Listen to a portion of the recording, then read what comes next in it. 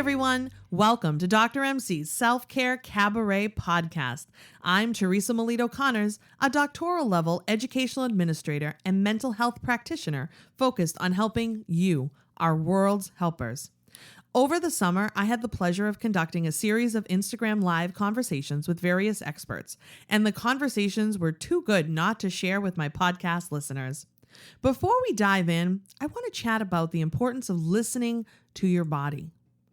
Those subtle sensations and cues that your body is giving you. We tend to ignore them, and I just want to remind you that if you listen to your body when it whispers, you won't have to hear it scream. So I ask you, what have you been neglecting? What has been going on that maybe you've been ignoring, haven't gotten around to making the doctor's appointment, etc.? I know it can be a nuisance. Speaking of the doctor, when was the last time you went? Maybe to your primary care specialist or another specialist you work with, the eye doctor, the dentist, etc. You really don't want to neglect that physical medical domain of self-care. So let this be a reminder and a sign for you to make those appointments. So anyway, today I am sharing my conversation with rock star Becky Manley, founder of MEDA, which is the Multi-Service Eating Disorder Association. We discussed so many important topics, such as weight stigma in children, tips for parents and teachers for body acceptance, body image in the Barbie movie, and more. Please enjoy our conversation.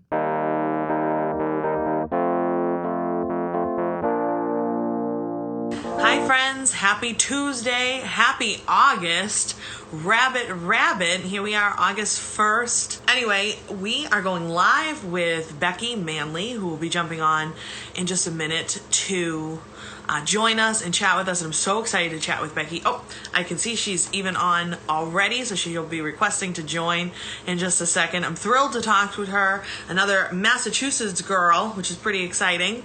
And yeah, so let's get this going here. Always takes a second, but she should be popping up. Hi, Becky. Hi, how are you? Good. Thanks for joining me. Oh my gosh, thanks for asking me to join. This is very exciting. I feel like we've been trying to connect more on Instagram. We've been Instagram friends for a while. We have. So thank you. Thank you for all the cool work that you do, which we're going to talk a little bit about this morning. Can't wait. Yeah, and happy August. I can't believe it's August. I can't believe it either. Unbelievable. My goodness. So crazy summer too. I know. The weather's been so wild. We have a pool and I'm mad at all the pool days I missed because of the rain. I know. But really, first world problem there, right? Exactly. That's my biggest complaint. I think I'm all right. Great. But anyway, let's dive right in. So will you want to introduce yourself to folks and kind of let folks a little bit know what you do and whatnot? Sure. So just to begin, I just want to talk a little bit about my privilege. You know, I'm a white cisgender female who I am educationally and financially privileged. My story may or may not resonate with viewers. I don't come from a place where I worried about food insecurity or discrimination because of the color of my skin. But I can talk a little bit about my experience with weight stigma and being bullied for my body. So I just wanted to get that out of the way. Talk a little bit about that. So Becky Manley, I am the founder of the Multi-Service Eating Disorders Association, which is a national nonprofit located just outside of Boston, Massachusetts. We do a lot of really cool work. We do three things. We educate other people about eating disorders and body image and weight stigma, especially school counselors and school nurses and colleges, universities, how to better detect eating disorders. We train professionals in the field or people who are new to being in the field of either social work or mental health counseling. We have a conference every spring that is national, and we've been doing it for almost 30 years now. We're going to be celebrating our 30-year anniversary next year. That's so then cool. I know, I can't believe it. And then the other thing is we provide a lot of clinical services. We take almost every insurance We provide support groups, individual counseling, and coaching. And it's a great organization with great clinicians. For information or questions, you can always shoot an email to our info box, which is info@metainc.org. And the other hat that I wear is I also have a coaching practice where I work with teens and tweens, ages 11 to 21. And I focus a lot on anxiety and body image and friendships and social media, and work with parents as well. So that's a little bit about me. That's just so amazing. So I work, in addition to being Dr. MC of Dr. MC's Self-Care Cabaret, where I helping professionals really learn the true meaning of self-care, and I do work with trauma recovery and growth mindset and all that good stuff. I'm also a special education administrator in a public school. I do in the greater Boston area, so we're both in similar areas. I do hope at some point to be able to shift to do solely my Dr. MC work, because I feel like I can have a much larger impact. But I also do love working in public education and in education in general. I started off as a teacher. Oh, really? And then I went back to school and got my master's in family studies and counseling, became a certified coach, founded the organization. So a lot of the work that I do, actually, I meld my education practice with my counseling. Yeah, that's awesome. And it definitely helps me in doing my other work, having that experience, being an administrator. I was a school counselor before that. I've never actually been a classroom teacher, but I've been working in education for a long time in different capacities. So that's awesome. We have a lot of shared ground. We do. That's cool. So I wonder, like, what was a little bit about, like, the journey to founding, the Multi-Service Eating Disorders Association almost 30 years ago?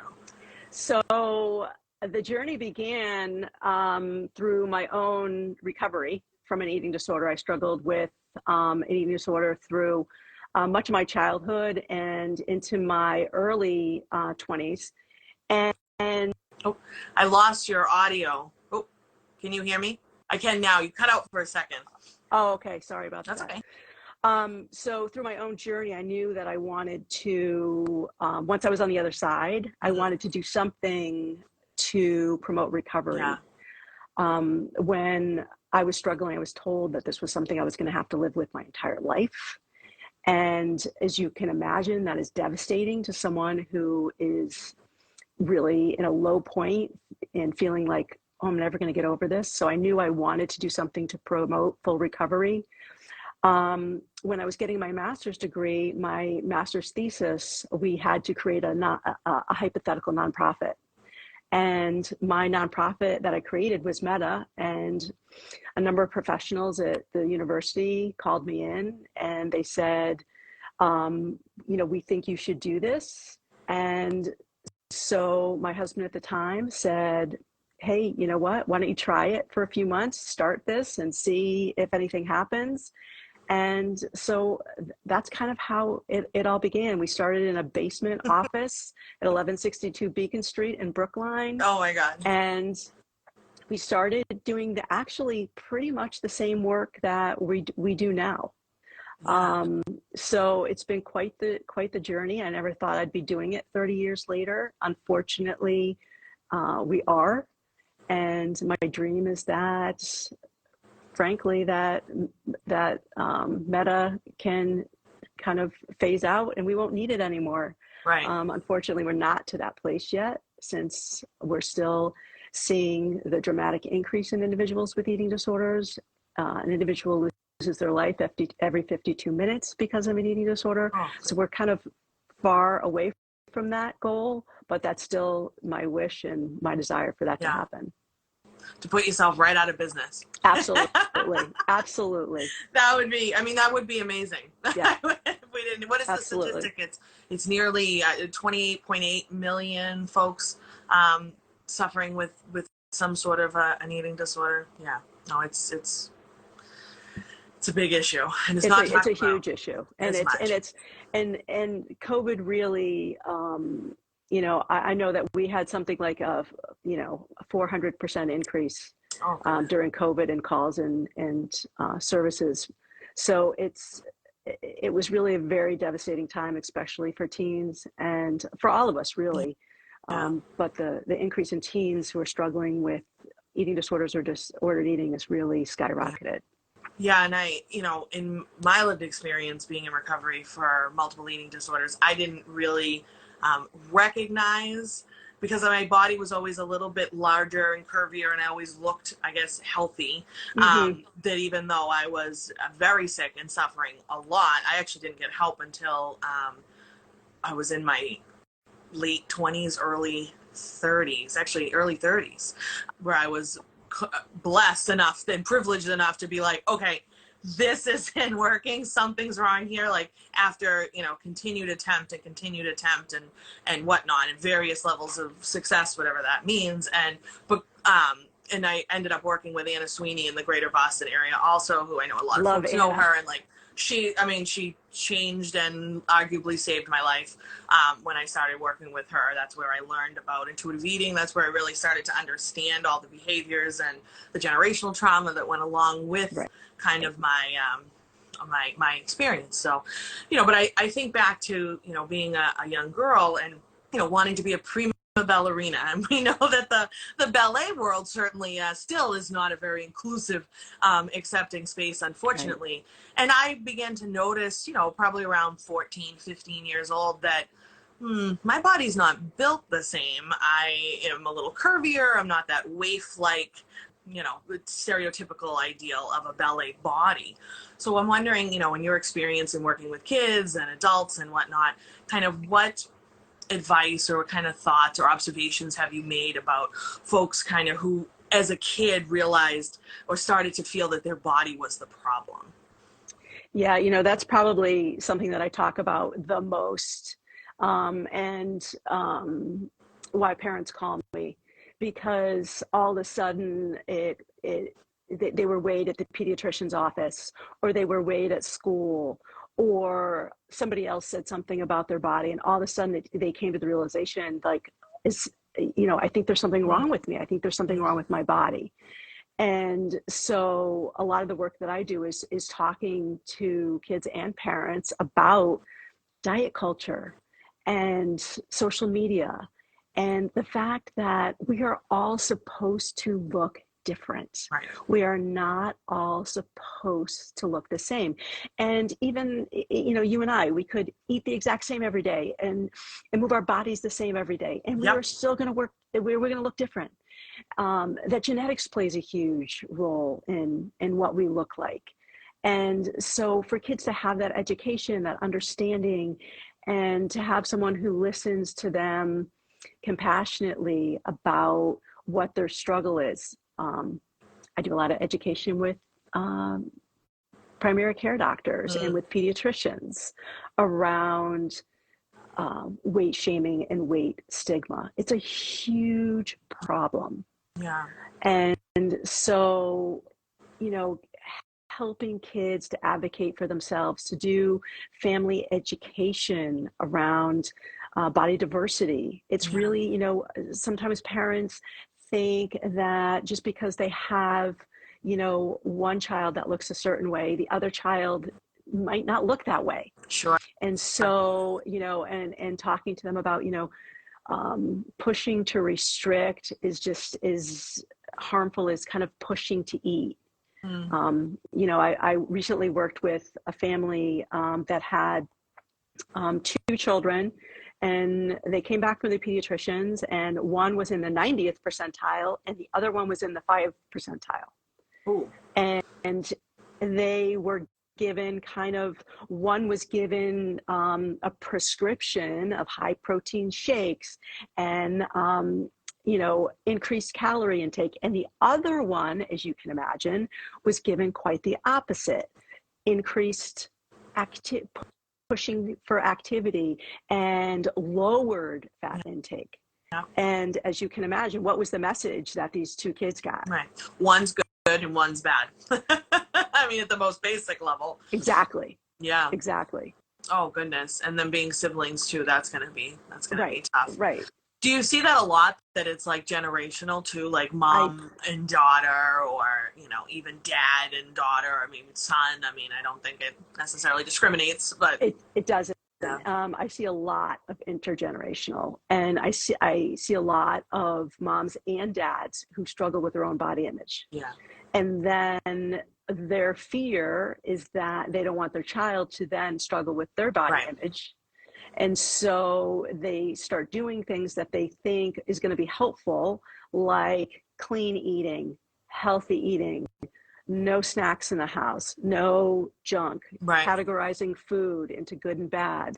yeah, And all of these ideas are things that are put out there, sent home from schools, and oh fact yeah, sheets on things that you can do, and they're really not helpful. So a lot of it is kind of deprogramming and giving education and helping parents to kind of become more in tune to their bodies and more in tune to their their own body image yeah, dissatisfaction.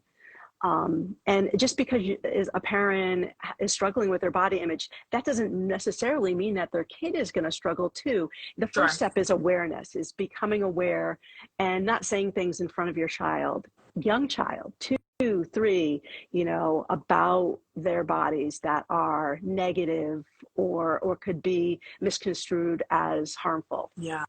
It's so hard though. And like, I know, like, I think back, both my parents struggle with their weight. My dad, to really extreme um, degrees and whatnot. I think at one point he was around 700 pounds, and I watched him always struggle and do, all these crazy restrictive diet things. And then my mom's also struggled as well. And for me, like, I remember, and by today's standards, this is probably late, but I was around 17 when I went on my first diet. I had put on a little bit of weight, like the summer going into senior year. My pants didn't quite fit when school started, and I was bummed out. And of course, it was like, I can actually remember more my dad actually kind of teaching me how to diet and like restricting. I remember like telling him I was hungry, and him being like, you'll get over it, that'll Right. subside, like, making me eat these like weird little crackers. And I didn't want that. I wanted whatever other food. Right. And that was that's my earliest memory of like really internalizing it, like starting that diet behavior. And then that was just a cycle that would continue for many years until it really spiraled out of control to the point where it was pretty bad. But I'm so yeah. glad that you were able to connect with Anna Oh, and that your recovery journey began. and it's still, And I feel like some days are even still better than others. It's been about, I think, 8 years or so. And even every now and again, you get those little thoughts or something doesn't quite fit, or maybe your body just feels. I remember Anna telling me, your body weight can fluctuate like 7 pounds from day to day. So, so maybe some days you just feel a little heavier. That doesn't mean it. That was actually me last week. I remember thinking, oh gosh, have I gained weight? What's going on? I'm like, no, you're actually moving. Like, stop it. Like, but you kind of get that like in your head. And now this week I feel exactly like no different. Like, it's just right. Then I remember I heard Anna's little voice even so many years later. But Hey friends, we've got some exciting news for our podcast listeners. Are you ready to take self-care and body positivity to a whole new level? We're thrilled to announce the grand opening of the Self-Care Cabaret Shop. And here's what sets us apart. We are proudly size inclusive, and there are no additional fees for extended sizes because every body is beautiful. We've got a fantastic range of self-care and body love merchandise just waiting for you. From cozy sweatshirts and stylish tees to empowering accessories, perfect for showing off your confidence and self-love. So head on over to drmcselfcare.com/shop and grab your favorite items today. It's time to celebrate you. Cheers.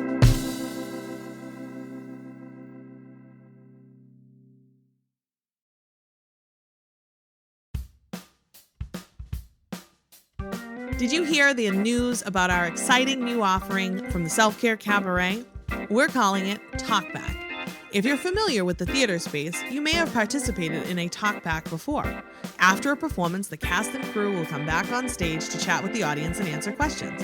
Think of it as a casual, guided discussion. Inspired by this and by popular interest, we've come up with a talkback for the Self-Care Cabaret podcast. Groups will listen to a podcast episode or two of their choosing, then I'll come and lead your discussion either in person or virtually of those episodes, expanding on the big ideas. It's a great option for groups looking for short, impactful professional development, or smaller teams looking to get an introduction to self-care and well-being. We have done a few of these so far, and let me say, they have been so much fun. So if you're interested in bringing a talkback to your group or organization, email podcast@drmcselfcare.com. And now, on with the show.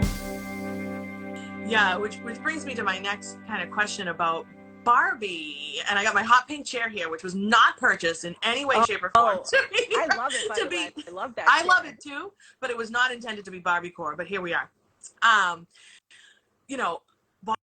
Barbie has a long history of kind of, body image issues and unrealistic things for kids to kind of look up to and idolize. So with all this new heat on Barbie and everybody talking about Barbie, I'm wondering, is there a teachable moment here? How do we maybe start these conversations with kids? Because I'm going to be going back to school in a couple of weeks, and I'm sure all my kids will have seen Barbie. And I actually admittedly haven't seen the movie yet, but I haven't seen it. I haven't seen it either.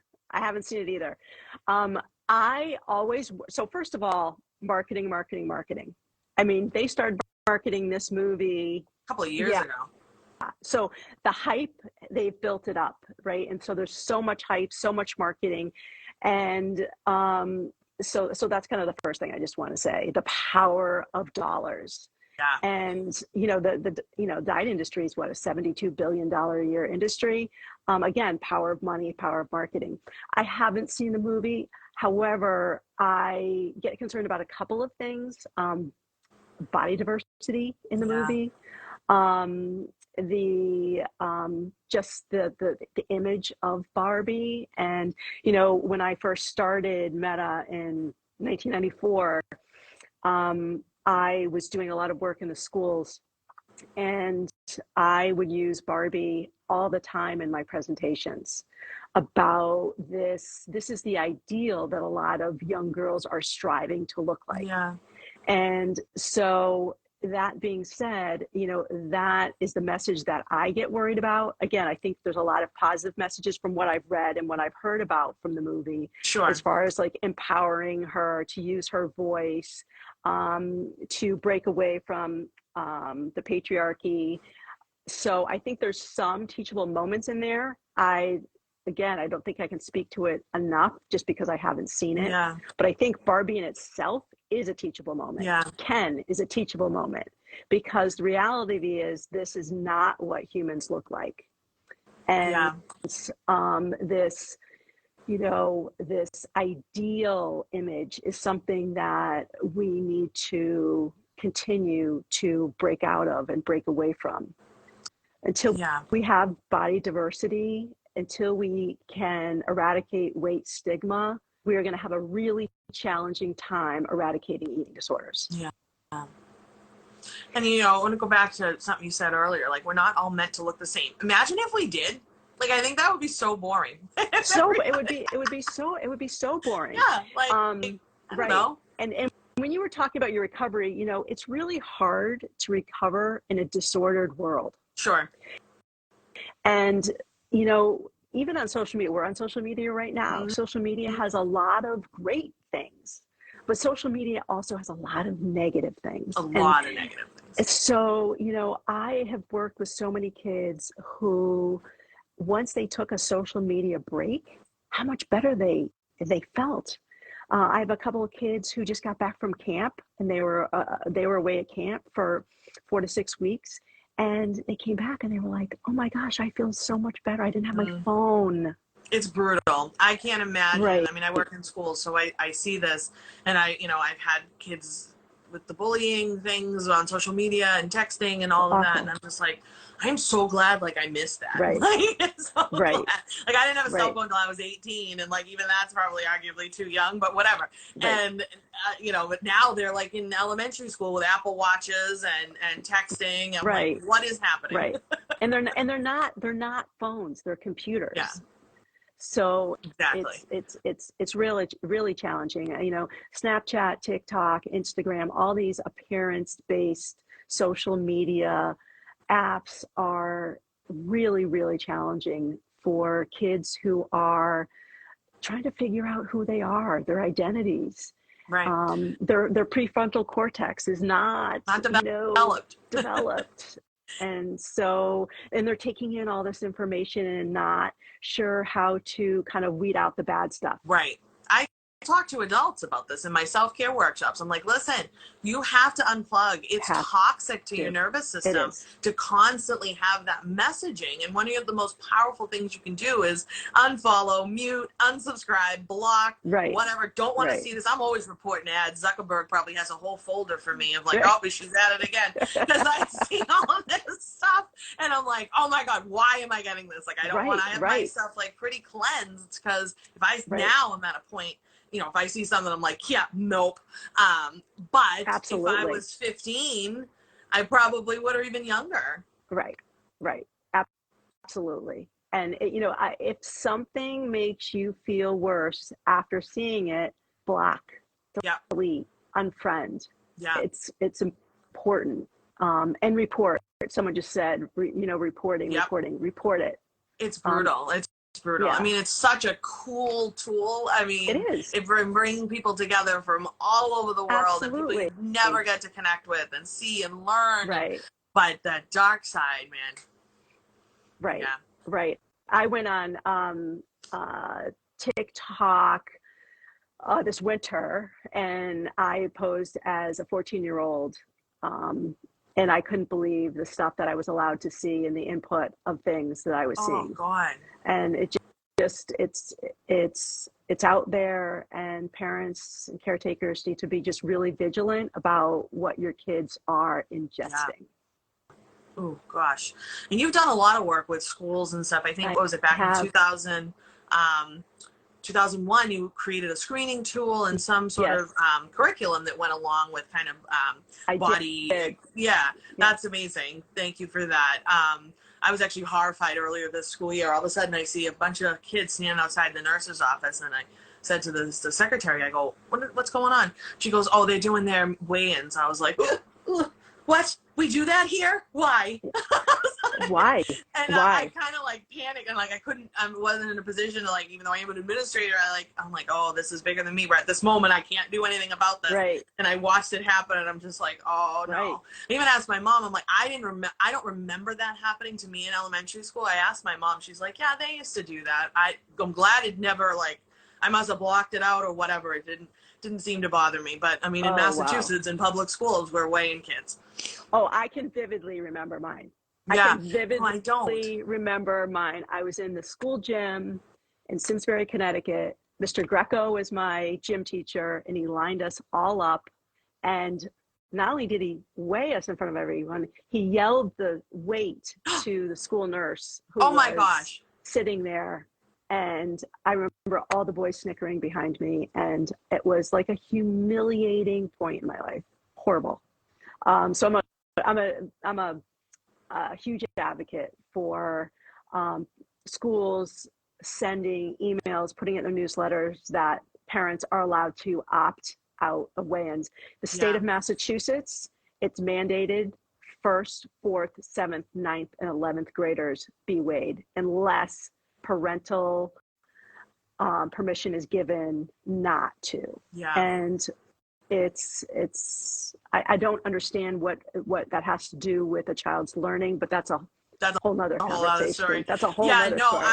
I was horrified. And like I said, growing up, when I was like that age, elementary school, I wasn't, my weight might've been fine. I don't really remember. I was definitely, like just like a tougher kid. Like I never Yeah. was like a little scrawny little thing. I'm all Italian. Like I had meat on my bones. Yeah. I like pasta as a little kid. Yeah. So like it was just my body. Is not anything, nothing wrong with it. But I didn't know that till much later. But you know, whatever. Yeah, no, I was kind of horrified. So I'm wondering, you know, with that in mind and your curriculum that you wrote, like what's something that a teacher, you know, could do maybe in the classroom to kind of help with body acceptance and just helping to kind of foster acceptance and all that good stuff that we want them to do, Yes. even after they just got weighed. Right. I think the first thing is for teachers just to be aware of their own biases around bodies. Sure. And to make sure that they're in tune with that, for them to be in tune to how they feel about their own bodies, and to make sure that they are not promoting diet culture in their classroom in any way, shape, or form, talking about a certain diet they're on, Sure. Talking about weight loss. That's something immediately that they can do.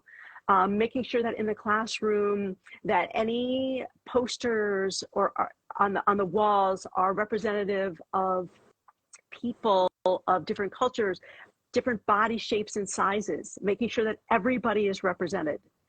Making sure that there are, from the first day of school, that there are rules set in the classroom that this is a safe space for you. And that means that there will be no teasing or no bullying allowed. We are not going to be talking about someone's appearance. If a child, if you say something to someone and they can't change it in 10 seconds, it shouldn't be said. So, I mean, if you want to tell your friend that they have lettuce in their teeth, that's something they can fix in 10 seconds. But talking to them about their body shape or size, not okay. Literature, talking, you know, having books in the classroom that promote body diversity, and talk about body acceptance. I think that's really important.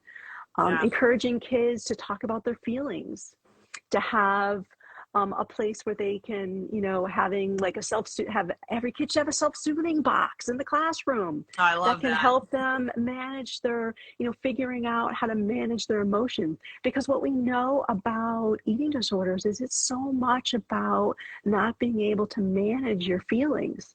And so if we can start really young with kids, giving them the tools to be able to manage those feelings, that would be incredible. And then parent education. The rules that you set in the classroom, make sure the parents at home know the same rules. Right. And why that you have these rules. You know, sometimes parents just don't know. You know, I don't mean to talk about dads specifically, but it usually seems to be dads that are doing the teasing at home with kids, just to try to like break the ice or be funny, and, you know, hey, short stack, you know, having these types of funny jokes. But I think, you know, educating parents about why that's not funny, I think that could also go just a long way as well. I could go on and on. Kids, those are making great. Sure that kids have enough time to eat. Not being food police, not telling kids that they, wow, you brought a brownie. Wow, that's something. Huge. Yeah, you know, that's a bad food. Or, oh, you didn't eat your sandwich. Can you have 3 more bites? You know, pushing these kids, you know, to eat, I think is really, you know, discouraging them from the mind-body connection. Yeah. And that's so important. Well, if you look at the research on intuitive eating, right? Doesn't it tell us the kids actually know how to eat intuitively? It's the adults that kind of put the nonsense and the diet rules around them. So if you just kind of if you watch a little kid eat, my friend's 2-year-old was around by the pool one day recently, and she kind of bopped around in the pool. She's swimming, she's having a grand old time. Then she'd get out, go over, eat like, you know, she took a mozzarella stick, which was awesome. Like mauled like half of it, popped it back down, back in the pool. A couple minutes later, now she wants 2 goldfish, back in the pool, like having just a grand. Then the cookies came out. She had some like little bits, and she just, you know, she didn't just sit down and her mother didn't say a word. And I actually at one point commented, and I go, she's eating intuitively, like she's fine. That's right. That's it. That's right. because That's right. it's kind of wild. And so many things, like think back last year, I had a little second grader, and one day he was having a tough day, and we were outside in the playground, and I was trying to get him down. He climbed way up on a structure. I need to get him down. I ain't climbing up on that structure, body size outside of it. I'm just not. And I'm trying to get him down, and he looks down. I go, I'm not climbing up there after you. You got to come down here. And he looks down at me, and he goes, are you fat?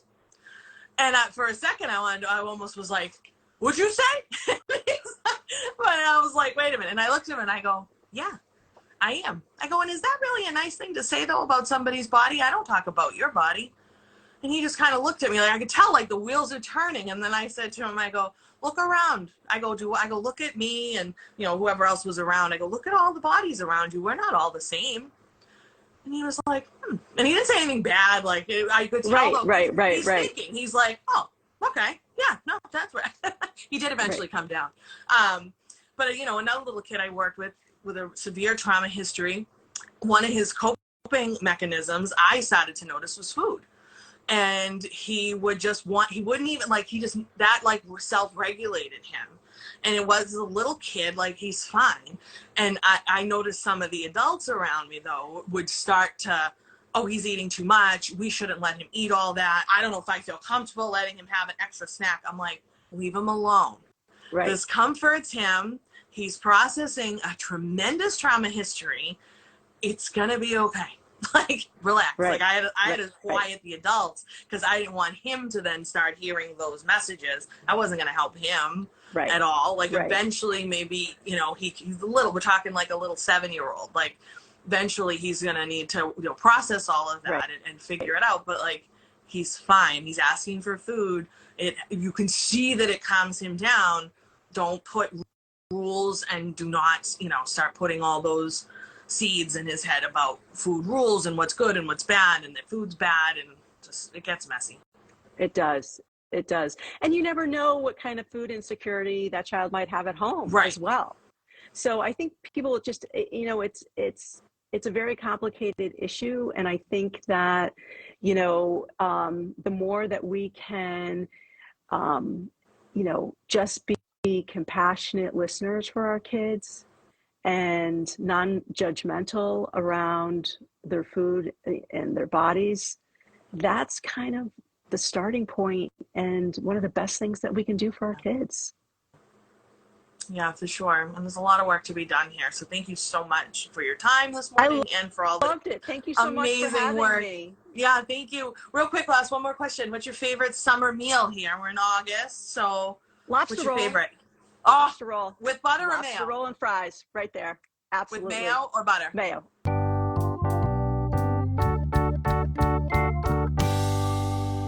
Thanks so much for listening to this special podcast episode from our summer Instagram Live series. I hope you're feeling more energized and empowered.